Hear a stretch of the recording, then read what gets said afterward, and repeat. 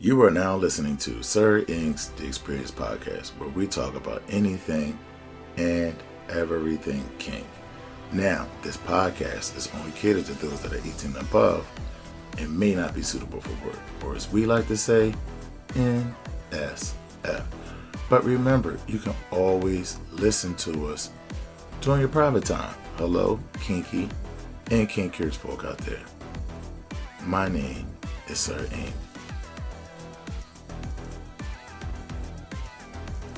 What's good, everybody? Let's jump right into today's topic, which is it's okay for a dom to make mistakes. Yes, it's okay to make mistakes. You are a human being and not a robot. Therefore, a lot of things is trial by fire. And I don't mean just like in a session or playing with stuff. I mean actually interacting with someone. Maybe not being right about some advice you give him. Maybe not being right about a direction you were supposed to go in. And there's no need for you to be in your feelings or in your ego and doubling and tripling down on some direction or on something that may not be beneficial to your sub or beneficial to you or beneficial to your dynamic as a whole.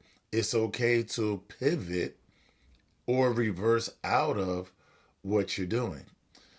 You as a dominant, I'm always, let me speak for myself. I'm always thinking of what can be more efficient, what is going to yield a better outcome. And if I'm seeing what I'm doing isn't going in the direction that I hoped it would go in, I had to sit and calculate, if I keep going this way, is this a situation where I just need to push through something and then when we come through the other side, it's going to be sunny skies? Or am I just really digging myself deeper and deeper into a hole or a situation that I will not get myself out of? And successful people are the ones who are not the ones that are mistake free. They're the ones that make better, good decisions than they make more bad decisions. But you have to know that. And sometimes making better decisions means you actually have to listen to maybe someone outside of yourself or outside of your dynamic. Sometimes we only listen to that inner voice. Sometimes that inner voice isn't your spirit talking to you. Sometimes that inner voice is just your ego. And you need to know the difference between the two. And the way you know the difference between the two is if you lean into someone else that you trust, like a mentor. If you're so full of yourself that you can't listen to your sub because you think she's my sub or he's my sub and I'm not listening to them because they're beneath me or they're supposed to be below me and just looked at me for guidance on everything, fine. Well, then you need to develop a mentor. You guys heard me say that before because you need a sounding board. You need someone that can say, you're too close to it. You need to step back and look at it like this. Or because you're too close, let me tell you what you're missing. And then they can help you navigate toward a better outcome, to making better decisions, help you gain the clarity that you can't see because you're so wrapped into something. Especially if it's a situation that deals with your emotions. That's a situation like relationships are very much, even in the BDSM world, where you think, well, this is Dom, sub, and this and that, and these roles, but there's still an emotional component to everything. Even if your emotions aren't as heightened as someone in a vanilla relationship that's all about love and romance and all that kind of stuff. Even if it's not that, you still have an emotional connection. You still have an energetic connection to someone, right? And sometimes when you're connected to someone emotionally, physically, and energy wise, it's hard sometimes to see the forest before the trees because of that connection.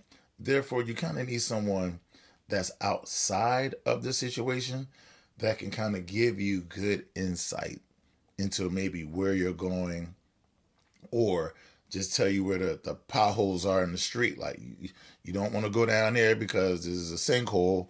You're bound to hit it. You know you can't see it because you're driving so fast. You need to slow down. You need to reverse out of that street. It's dangerous. It's a dead end street. You know, you need a sounding board. And that sounding board needs to be someone who you trust their opinion. Maybe more than you trust your own a lot of times. That's what having a mentor is. A mentor is someone who's had more success than you in life. Normally, your mentor should be someone older than you who has more life experience and who can look back at you and say, I see where you're going, but let me tell you what there's only maybe a few outcomes. One of them good, four of them bad. Like, do you still want to go down there? Like the possibility of you hitting the right way, if you're not seeing it clearly, you're going to completely land on the four other horrible possibilities. So this is my thought about it's okay to be wrong, Zadam, but it's not okay to double and triple down on going down wrong paths out of ego, and some of the ego of it is you just don't want to disappoint your submissive. I get it. You don't want them to think that you're failing at leading them. You don't want them to think that you can't properly protect them with your mind and your actions. So sometimes we get in that way and we just double and triple down, and then when it all blows up, it just looks so much worse. And the problem about that is when situations like that happen and blows in your face, a lot of times your sub will be like, you should have just said so. Like, it's okay. They'll let you know it was okay for you to be wrong. They're not going to be in a position to say, I see, I told you so. This is not one of those other vanilla relationships where the assertive woman is overbearing, always trying to take control, always trying to tell you what to do. That's not what this lifestyle is about. And if you're with someone like that, they're not really submissive at all. They're just in it, playing a role so they can get what they want, and they're trying to top from the bottom. But that's just my thoughts. What do you guys think? Thank you for listening. Please like and subscribe. Share if you want to. And until next time, peace. You know how to find me, Sir INQ, on Facebook, Instagram, and YouTube. And you can always email me at sirinq09@gmail.com. Thank you for listening. Until next time, peace.